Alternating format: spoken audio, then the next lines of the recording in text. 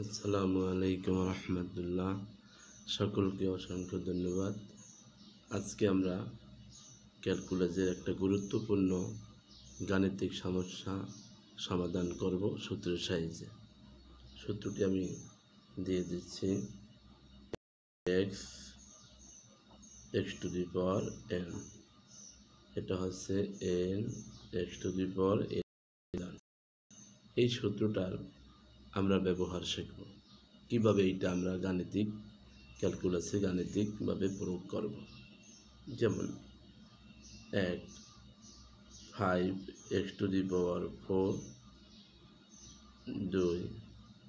2x two the পাওয়ার -10,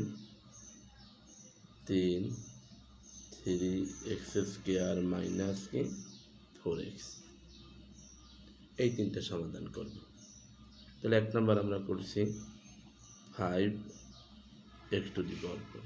এটা যখন সমাধান করব কি তার পূর্বে আমরা ddx লিখব। 5x টু দি পাওয়ার কত? 4। তাহলে এখন এই দুর্ভোগটাকে আমরা সামনে নিয়ে আসব।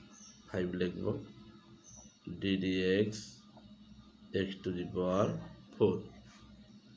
তাহলে 5, এই যে পাওয়ারটা প্রথমে আসবে আর পাওয়ার থেকে 1 কমে যাবে। তাহলে কি থাকলো? 4 পাশে 5 4x কিউব থাকলো। তাহলে কি হবে? 3 4 পাশে 20 x কিউব। অর্থাৎ আমাদের সূত্রটা কি ছিল? ddx two the power n x to the power n minus 1।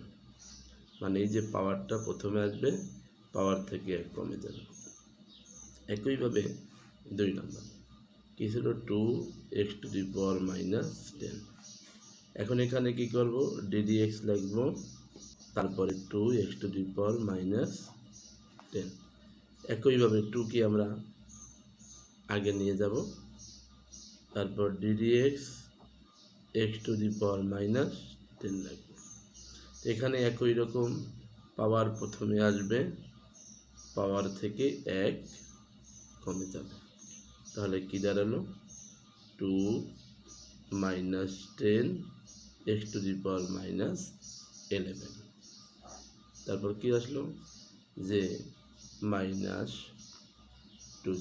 x to the পাওয়ার -11। এটা আনসার লাগবে।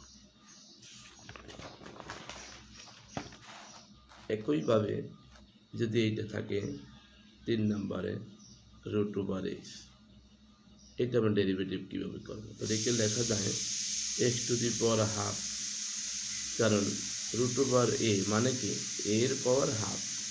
রুট থাকলে তার পাওয়ারটা কি হয়ে যাবে? যে হাফ হয়ে যাবে। এখন আমরা ডেরিভেটিভ করব ddx x হাফ। তাহলে এই আগের মতো পাওয়ার প্রথমে আসবে, পাওয়ার থেকে 1 কমে যাবে। তাহলে আসলো কি 2x টু দি পাওয়ার, এটা বিয়োগ করলে হাফ বিয়োগ এটা 2, 1 -2 -হাফ। x এর পর কি আসলো? -হাফ। এটা কি এভাবে লেখা যায়? 1/√x, মানে 1/2√x অ্যান্সার। একইভাবে যদি আর একটা দেই যে কিউব রুট,